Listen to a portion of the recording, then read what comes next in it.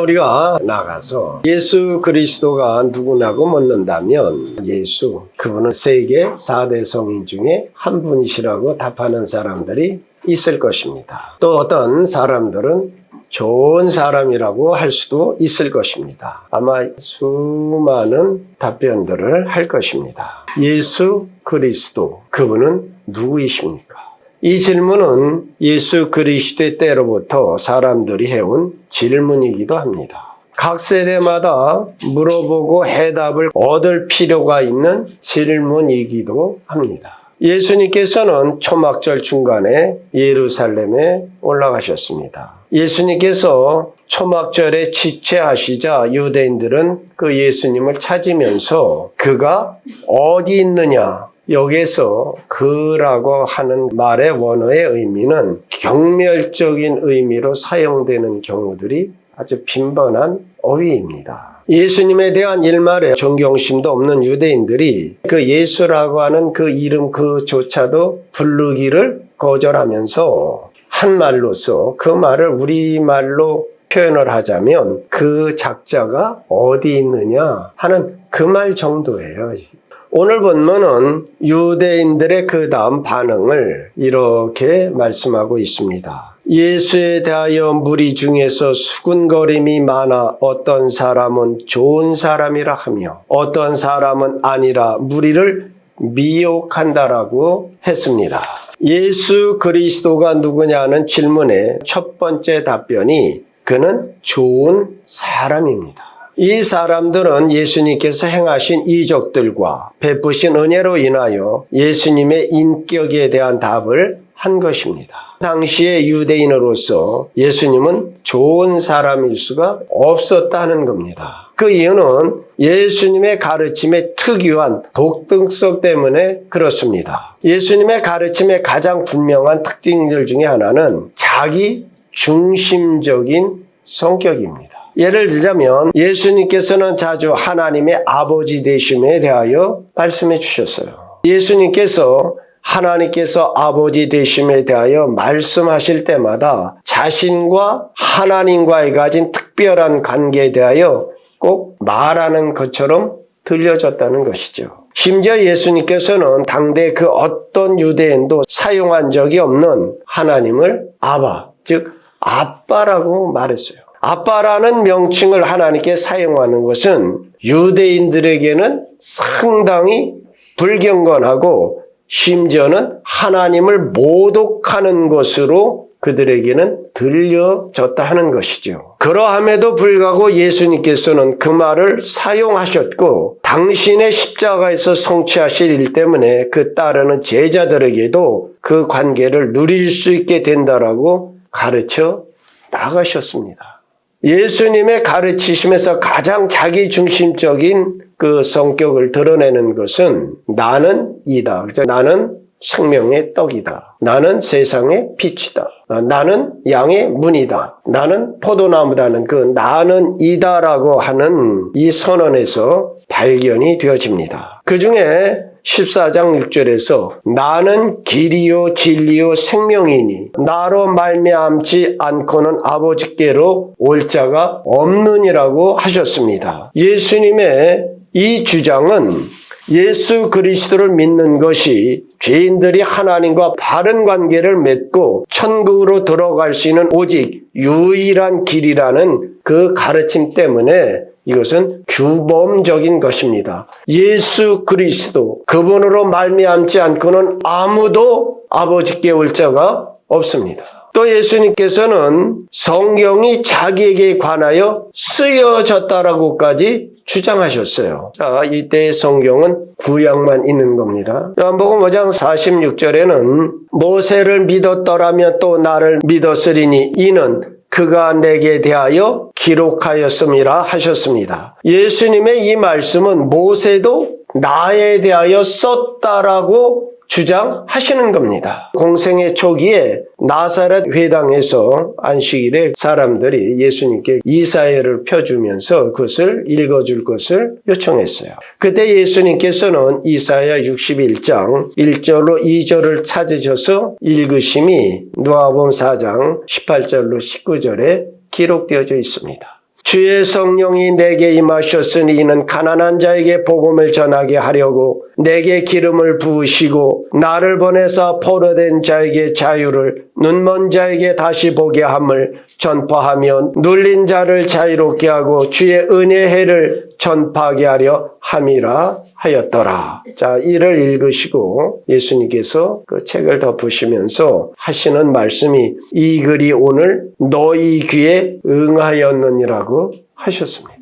이 말씀은 주목할 만한 것입니다. 왜냐하면 이사야서가 예수님 자신에 대하여 기록되었으며 예수님 자신이 이 예언을 성취하고 계시다는 주장을 하시고 있는 것이기 때문에 그러합니다. 또 예수님께서는 자신에게 지은 죄뿐만 아니라 다른 이들에게 지은 죄까지 용서하실 수 있다라고 말씀하신 것을 보면 예수님을 단순히 좋은 사람에 머물게 하는 것은 이에 불능이다 하는 겁니다. 왜냐하면 어떤 사람이 나에게 잘못하고 나에게 죄를 지었다면 내가 용서해 줄 수 있죠. 근데 중요한 것은 뭐예요? 다른 사람에게 죄 지은 것을 내가 용서할 수는 없죠. 그럼 그 본인이 해줘야 되지 않겠습니까? 나와 상관없는 일에 대하여 용서한다고 하면 그건 앞뒤가 맞지 않는 것입니다. 근데 그러함에도 불구하고 예수님께서는 그렇게 하셨어요. 마가복음 2장 1절 이하의 말씀을 보면 예수님께서 가버나움의 집에 계시다는 소문을 듣고 정말 많은 환자들이 많은 사람들이 와서 예수님으로부터 고침을 받고 이랬어요. 그때 이제 중풍병이 들려 자기로서는 움직일 수 없는 것을 이제 네 사람이 침대째 그냥 사람이 많으니까 지붕으로 올라가서 뚫고 예수님 앞에 내려놨어요. 그때 예수님께서 뭐라고 말씀하셨냐? 작은 자야 네 죄 사함을 받았느니라고 하셨습니다. 또 다른 경우에 예수님께서 공개적인 방식으로 죄인으로 알려진 한 여인을 용서하셨습니다. 그것이 누가복음 7장 37절 이하에 보면 예수님께서 청함을 받고 바리새인 집에 들어가서 식사를 하고 계실 때에 그 동네에 죄인으로 알려진 한 여자가 향유 담은 옥합을 가지고 들어와서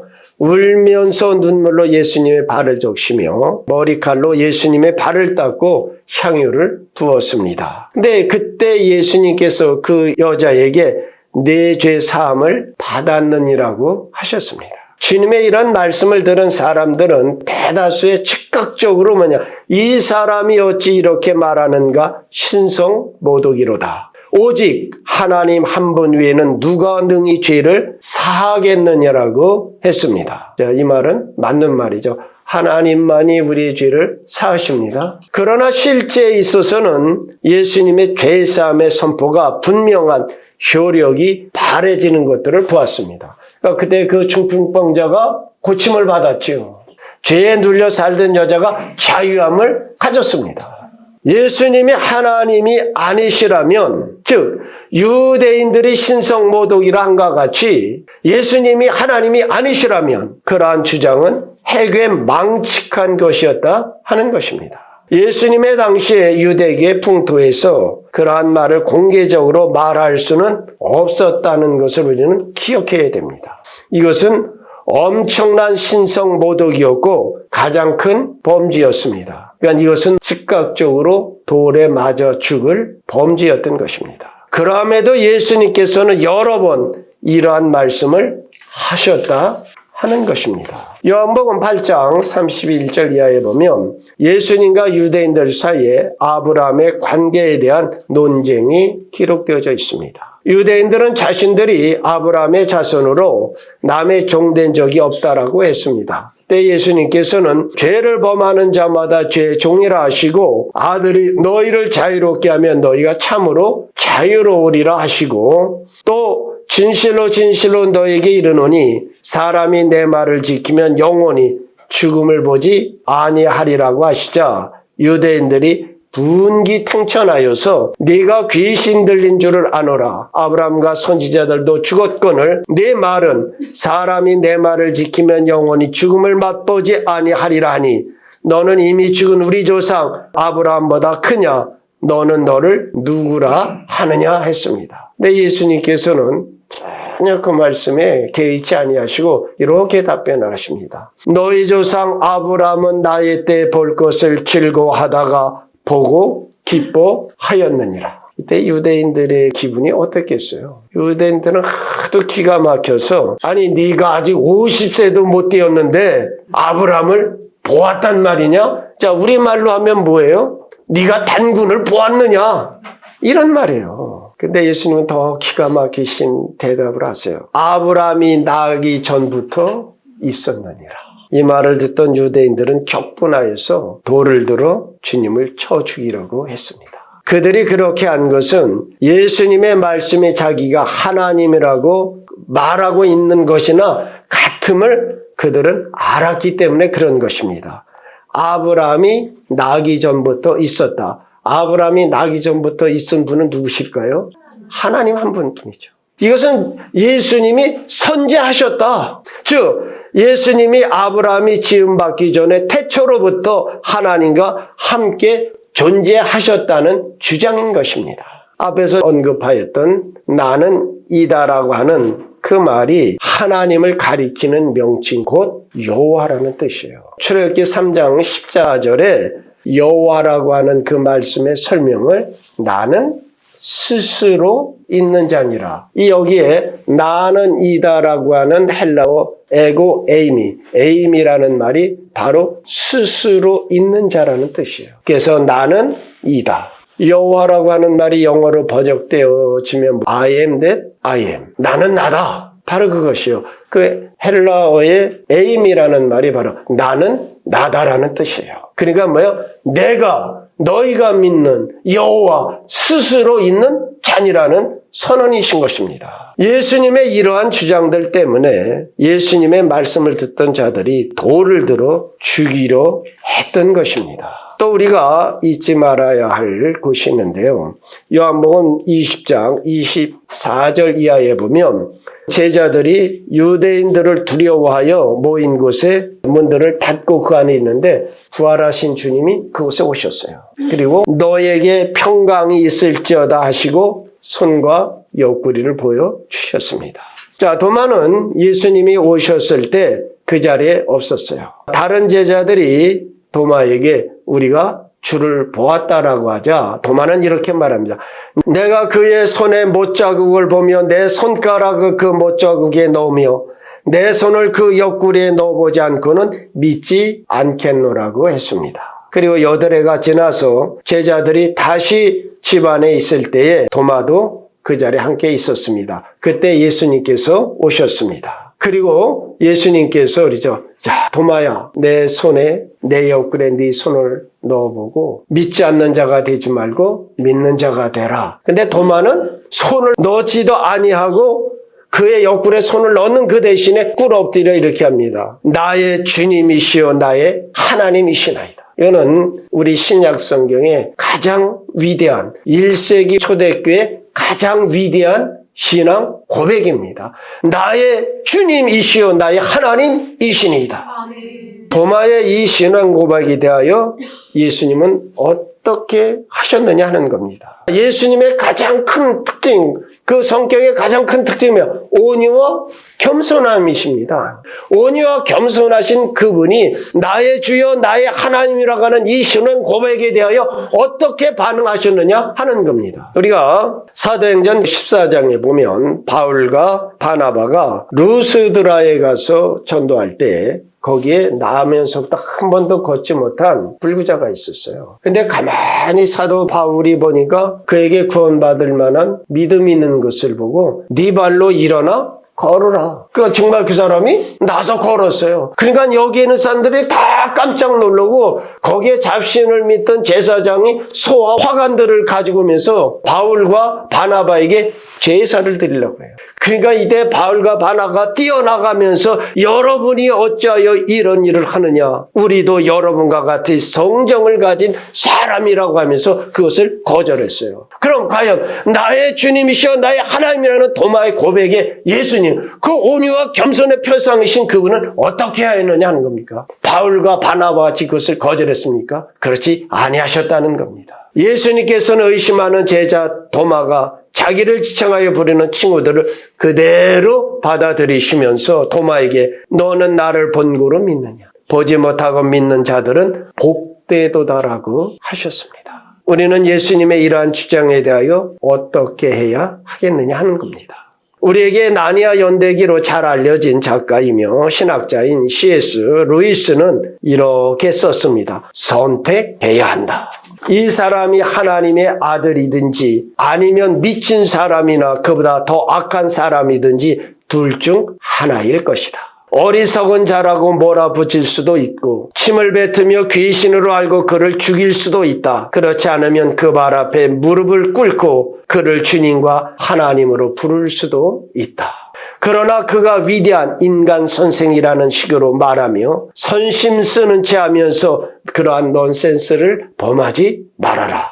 그는 우리에게 그런 식으로 생각할 여지를 남겨놓지 아니하셨으며 그렇게 일컬음 받기를 원하지도 아니하셨다라고 했습니다. 우리는 지금 예수님이 누구냐 하는 예수님의 인격에 관하여 살펴보고 있습니다. 지금까지 살펴온 대로 예수 그리스도를 단순한 선한 사람으로 설명하는 것은 옳지 않음을 말씀드렸습니다. 또 다른 가능성들이 있는데 예수님 당대의 유대 종교 지도자들 또는 그 영향 아래 있던 무리들의 반응입니다. 예수님의 비상하고 자아중심적인 주장들이 그들에게는 예수가 미쳤거나 심한 과대망상증에 걸린 사람으로 여겼습니다. 요한복음 7장 20절에 당신은 귀신 들렸다라고 말했던 사람들의 관점이 바로 그것입니다. 마태복음 9장 32절 이하에 귀신 들려 말 못하는 사람을 예수님께서 그 귀신을 내어쫓자 이렇게 말을 합니다. 그들은 바리새인들은 이르되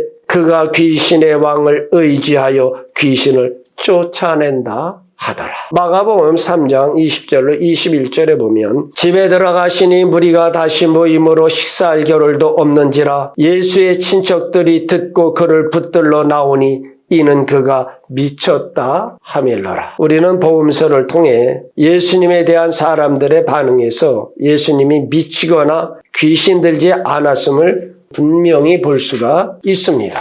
예수님에 대하여 당시 유대인들의 반응입니다. 그 무리들은 예수님을 그저 덤덤하게 대하지 않았습니다. 예수님을 위하든지 아니면 과격하게 예수님을 거스리든지 둘 중에 하나였습니다. 미친 사람에 대하여 우리는 그렇게 하지 않습니다. 만약에 미친 사람이 있다면 우리는 피하든지 손가락질을 하든지 아니면 분노하든지 아예 무시할 수도 있습니다. 우리가 위험성을 느낀다면 그를 붙들어 가둘 수도 있을 것입니다. 그러나 중요한 것이죠. 미쳤다고 하여 죽이려 들지는 않는다는 것입니다. 그러나 예수님을 반대하는 무리들은 예수님을 죽였다는 이 사실을 우리는 기억해야 합니다. 또 하나의 가능성은 예수께서 사기꾼일 가능성입니다. 그것은 오늘 본문 12절 하반절에 무리를 미혹한다는 사람들이 가진 관점이기도 합니다. 곧 예수님께서 의도적으로 속이려 하신다는 관점입니다. 예수는 큰 사람이 되기를 원했다. 그래서 자기를 메시아라고 주장했으며 사람들을 미혹하여 자기를 믿게 하였다 하는 것입니다. 예수께서 자신을 하나님이라 주장하셨습니다. 우리는 이 문제에 있어서